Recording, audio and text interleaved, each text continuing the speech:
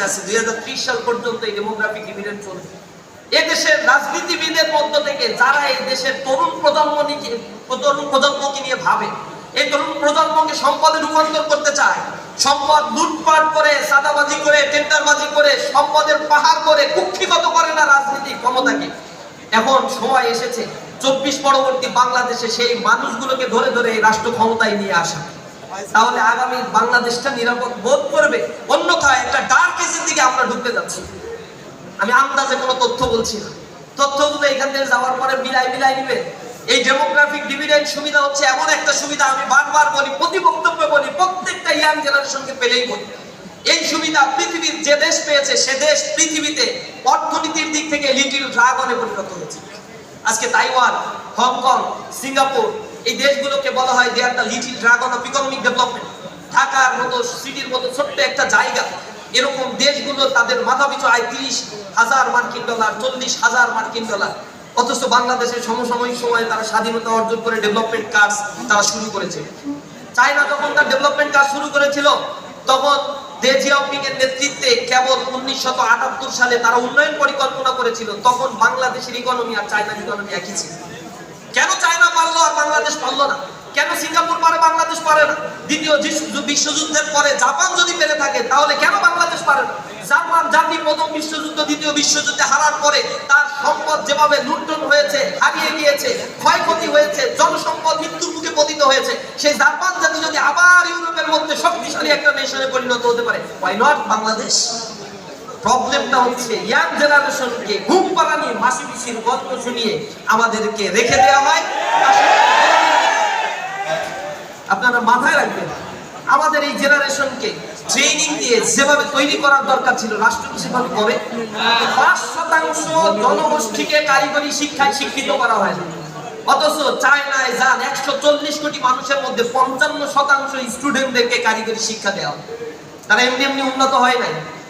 জার্মানিতে যান, সেখানে 76.6% শিক্ষার্থী কারিগরি শিক্ষায় শিক্ষিত হয়। আপনি সাউথ কোরিয়ায় যান, 65% শিক্ষার্থী কারিগরি শিক্ষায় শিক্ষিত হয়। ইউরোপের দেশে কম করে হলেও 50%, নিয়ার অ্যাবাউট 50% স্টুডেন্ট কারিগরি শিক্ষায় শিক্ষিত হয়। নিজেরা নিজেদের প্রোডাকশন হাউস তৈরি করে। বাংলাদেশের যে সম্ভাবনাগুলো রয়েছে এগুলো ইউটিলাইজ না করে বিদেশি শক্তির উপরে আমাদেরকে ডিপেন্ডেন্সি আমাদের ধ্বংস করে দিচ্ছে, আমাদের মনস্তাত্ত্বিকভাবে দাসত্বে পরিণত করে ফেলছে। ভারতে আধিপত্যবাদের করাল গ্রাসে নিমজ্জিত ছিলাম, কিছুটা হইলেও মুক্তি পেয়েছি। কতদূর মুক্তি পেয়েছে আমরা জানি না। সামনে কোনো রাজনৈতিক শক্তি এসে আবার সেই আধিপত্যবাদের মধ্যে আমাদেরকে ঢুকিয়ে দেয় কিনা আমরা শঙ্কিত হয়ে আছি। আমরা বলতে চাই, এই বাংলাদেশের জনসম্পদগুলোকে কাজে লাগানোর এখন কিন্তু একটা সুবর্ণ সুযোগ আমরা পাস করছি।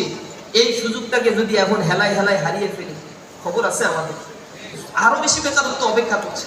2030 সালে বাংলাদেশে টোটাল জনসংখ্যার 70% থাকবে কর্মক্ষম। আমেরিকা, রাশিয়া, চীন, Japan, German, Sweden, Norway, Denmark, এই স্ক্যান্ডিনেভিয়ান বাল্টিক অঞ্চলের দেশ, কৃষ্ণ সাগরের দেশ, অথবা পৃথিবীর ল্যাটিন আমেরিকা, কানাডা, স্পেন, এইসব দেশগুলো যখন ডেমোগ্রাফিক ডিভিডেন্ড সুবিধা পেয়েছিল তখন তারা তাদের রিসোর্সগুলোকে মোবিলাইজ করেছিল, যার ফলে ওই মোবিলাইজেশন দিয়ে আজকে আবার তারা পরিচালিত হচ্ছে। চায়না এখন বসে আছে $1 ট্রিলিয়ন ইকোনমি নিয়ে আপনার পেছনে ইনভেস্ট করার জন্য। বাংলাদেশে খেয়ে কাজ নাই, চায়না এসে ইনভেস্ট করবে নিজের স্বার্থ ছাড়া? পৃথিবীর কেউ চায়না না পয়সা ইনভেস্ট করে না তার স্বার্থ ছাড়া। চায়না এখানে ইনভেস্ট করে কারণ তার ব্যাংকে ট্রিলিয়ন ডলার ফেলানো আছে। যত দিন যাচ্ছে চায়নায় এভারেজে জনসংখ্যার পরিমাণ 80 লক্ষ করে কমে যাচ্ছে। ওয়ান চাইল্ড পলিসি নিয়েছিল, ফ্রি সেক্স লিভিং টুগেদার প্রথা নিয়েছিল, রিলিজিয়ন তাদের মধ্যে না থাকার কারণে সামাজিক বন্ডিংস গুলো আস্তে আস্তে ভেঙে যাচ্ছে। সন্তান নিতে চায় না, গ্রাজুয়ালি পরিবারগুলো ছোট হচ্ছে। তারা ছোট হচ্ছে ঠিক আছে, কিন্তু তাদের ডেমোগ্রাফিক ডিভিডেন্ড সুবিধা তারা হারিয়ে ফেলেছে। অর্থাৎ কর্মক্ষম জনসংখ্যার পরিমাণ দিনে দিনে তাদের কমছে।